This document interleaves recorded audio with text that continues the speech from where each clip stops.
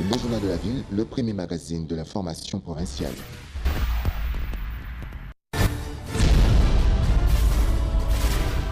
Tout de suite, le journal.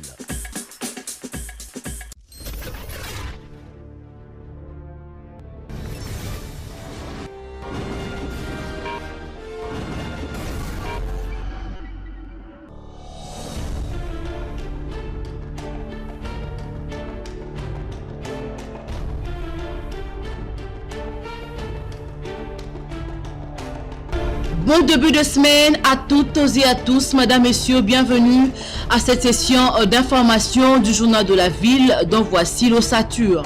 Pierre Maloka a officiellement pris ses fonctions ce lundi 18 février lors d'une plénière qui n'a duré que quelques minutes. Pierre Maloka est un élu de Bolomba dans la province de l'Équateur. Il a été élu sur la liste du mouvement social. Il remplace le président provisoire Gabriel Kyungu Akumwanza. L'humanité a célébré ce 18 février la journée mondiale d'action en faveur du droit de grève. Cette journée vise à protéger le droit des travailleurs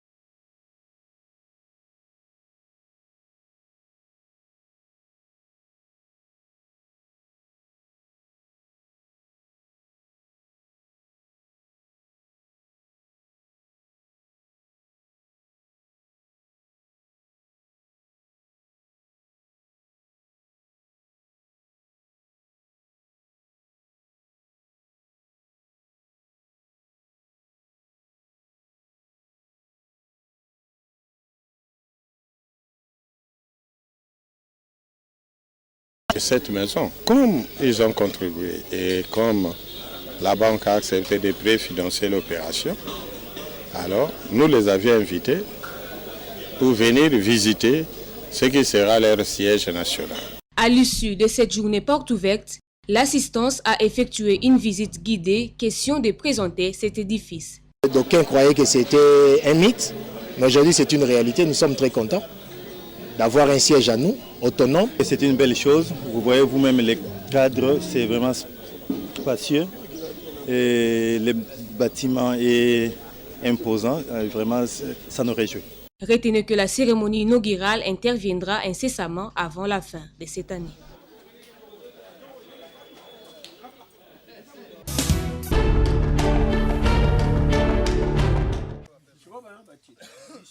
Dans le but de combattre l'insécurité qui sévit actuellement dans le village Mbekana à Mongafula, un poste de police vient d'être installé, raison pour laquelle son chef de groupement Mbalawa Limpesi, ensemble avec les chefs des quartiers et la population, ont tenu à remercier les autorités pour cet acte qui vise à sécuriser ces villages.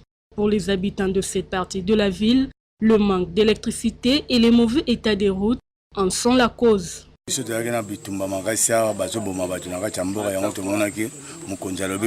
police est à la mboka pour la moi kimi. Alors tout le monde la police est tout le monde qui kimi ezali pour tout le monde batuana basase bazo boma so badute pe bazo ya souté sika biso tozali pembeni. Problème ya sécurité ezoya pe à partir à courant. Awa tuana commune à Mongafula. Tuana village te, tuana village songolo pakalati, tuana commune à Mongafula quartier Kimwenza. Baza na souci na biso tuana posa mabeli na biso to yamba esnele kota. Les habitants du village Mbekana espèrent que les autorités résoudront également les restes des problèmes, notamment la desserte en eau potable.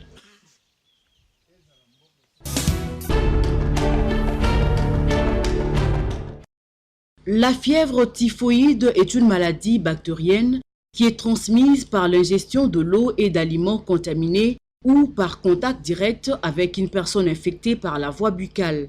Le docteur Moutouabou Félix explique comment les bactéries s'installent et imprègnent le matière toxique dans l'organisme. Cette durée commence dès le premier jour de la pénétration jusqu'au 10e jour.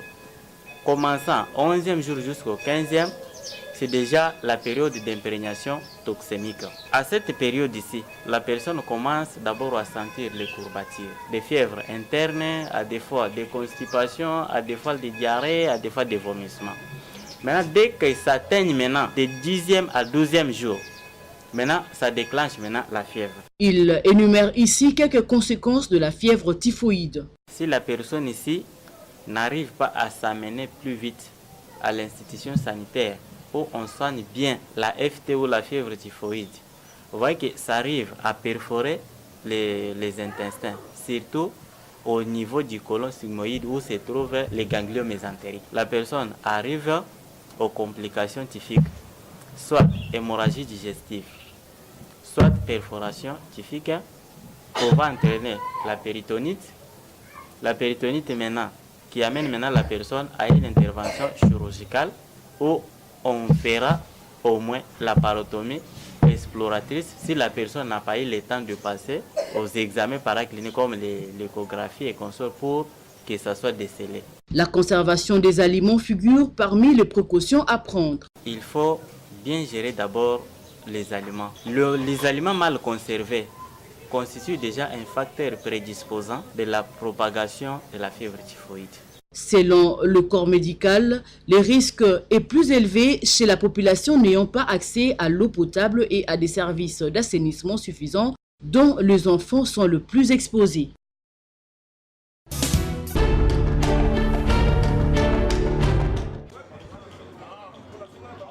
Pour dire au revoir à l'année 2018 et bienvenue à la nouvelle année 2019, l'association Amis à Vie a décidé de rester amis pour toute la vie.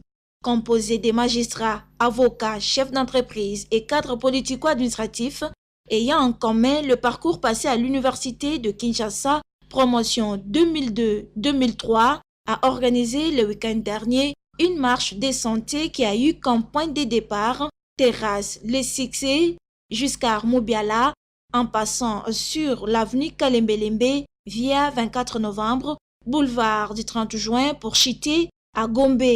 Christian Kamvunja, président de l'association Amis à Vie, explique l'utilité de cette marche, mais aussi les biens fondés de cette association. Nous avons organisé la marche de santé par rapport à notre association, qui est constituée essentiellement d'avocats, ainsi que des autres amis non avocats.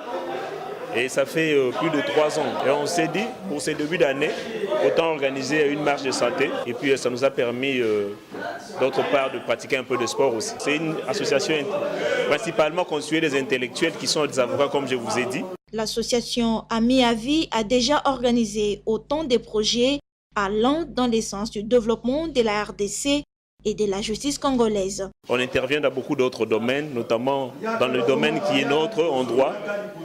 On assiste des gens gratuitement, c'est-à-dire des gens qui n'ont pas d'argent mais qui ont des soucis. Au niveau de cours de tribunaux, on commet les avocats pour tenter de les aider. On visite également les orphelinats ainsi que d'autres institutions hospitalières. On a réalisé beaucoup de projets et ces projets aussi entrent dans la redynamisation de la structure. À tous ceux qui sont intéressés par la chose de venir intégrer, nous sommes là disposés à accueillir tout le monde. L'association Amis à Vie poursuit comme objectif l'assistance en justice aux personnes vulnérables.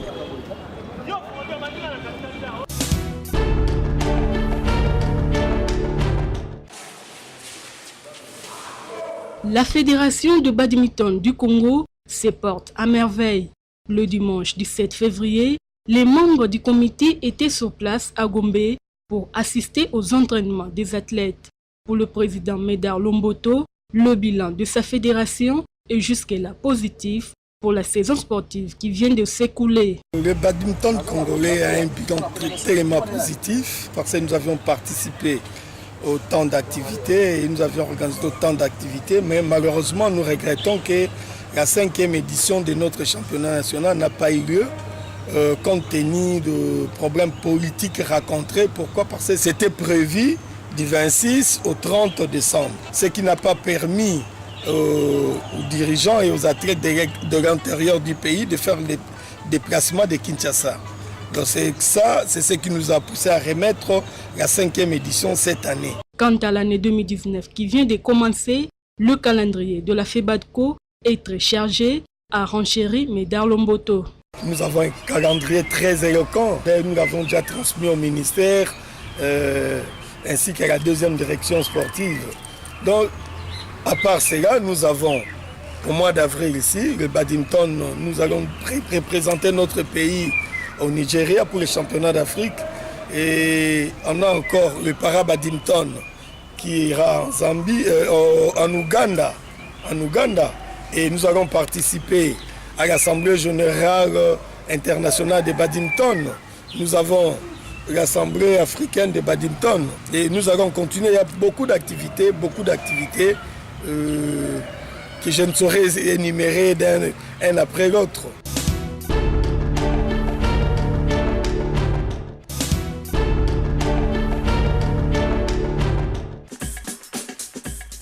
Ce journal est terminé. Madame, Messieurs, merci de nous avoir suivis. Le prochain rendez-vous est fixé pour ce mardi 19 février. D'ici là, portez-vous bien. Au revoir.